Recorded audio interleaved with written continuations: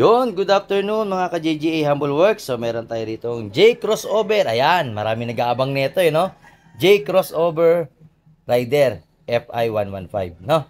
O kung ano man yung tawag niya dyan.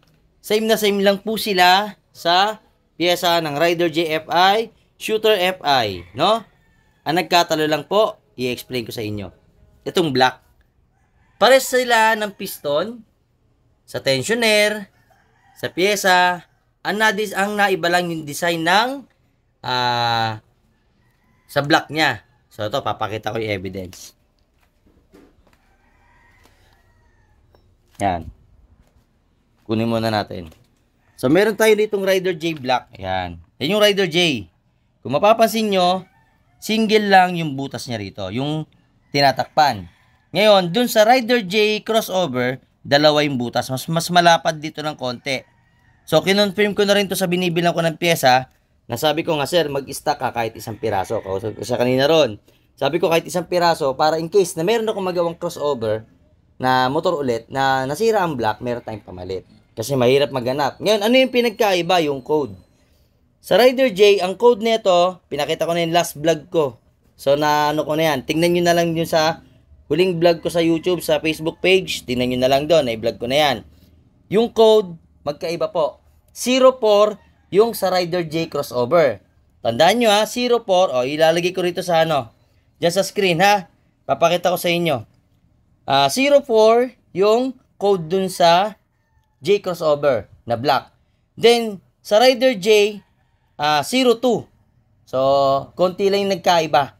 Pero yung code na yon malaking tulong kasi sa posisyon dito sa gasket. Magkaiba rin yung gasket nila dito sa paper gasket tayo nilalagay sa likod.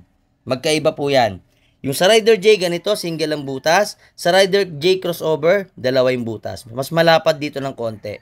So, yun yung titignan ninyo So, sana makatulong sa inyo sa mga J Crossover. So, medyo mahirap yung pyesa kasi nga, bagong unit, no? 2019 model.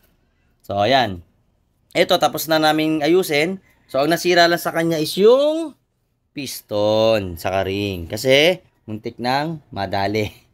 So, ayan, no? Pumakat na po yung niya, ito. Yan, nakita niyo yung yung dalawang ring gumagalaw, yan, no?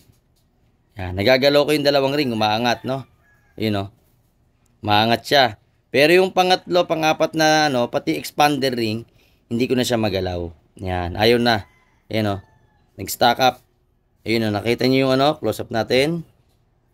Yan o, kitang-kita yung langis na nag-build up at dumikit na ron sa piston. Pumakat na siya. So, ibig sabihin nun, pwede na siya mag-cause ng sira tulad niyan. Ayan o. Nagkaroon na siya ng overheating sign. Yan, nakikita niya sa gilid. Ayan. Ayan o, sa may exhaust. Mostly naman sa exhaust nagsisimula. Kasi andun yung mainit na part. Kasi siya yung mas madaming trabaho. Then, tingnan nyo sa gilid. Ayan o. Okay pa rito. Sa kabila. Ayun, ayan kita niyo yung mga oil sludge, nagdikitan kasi pumasok na siya sa piston, ayan. So, tiniktik ko lang para makita niyo kung gaano kakapal yung carbon. Yung langis na pumasok. So, ayan, hindi nasusunog, no? Ang gagawin niya, pag hindi nasunog, lalabas dun sa exhaust, sa pipe. Magtutubig yung yung para maglalangis. Yung para naglalawa na langis yung muffler. Doon na magsisimula yun, masisira na siya. Ilan nakuha mo, sir, na langis? 300 ml. Ayun, 300 ml na lang. Hindi ko na napakita, no? Pasensya na kayo at busy ako. So, ayan, hapon na nga. Patapos pa lang ako rito. So, top overhauling kami, detailed cleaning, saka throttle body cleaning. Then, ayun. Yung fairings niya, madali lang. Although, meron pa akong konting ayusin. Bonus ka na lang kay bossing to kasi tinan yung ginawa sa wiring. Nag-negative, ayan. Yan, ayusin ko yung groundings niya kasi tinan nyo, tinap-tap lang, walang terminal. So, pagka ganyan alam nyo naman ako sa wirings, maselan ako. So, ito, patapos na to. At, yun, sana makatulong tong tip na to about dun sa black. Nagkaiba lang po sa black. Yung pwesto nito, mas malapad lang. Tandaan nyo sa kayong gasket. Then, the rest, pare-parehas na. Okay? Magkakaparehas na. Yung piston ring, yung cylinder head, walang pinagkaiba. Rider J na Rider J FI115 and Shooter FI yung pyesa niya. Pagdating lang sa black, doon lang nagkatalo. Okay, saka mas mahaba po.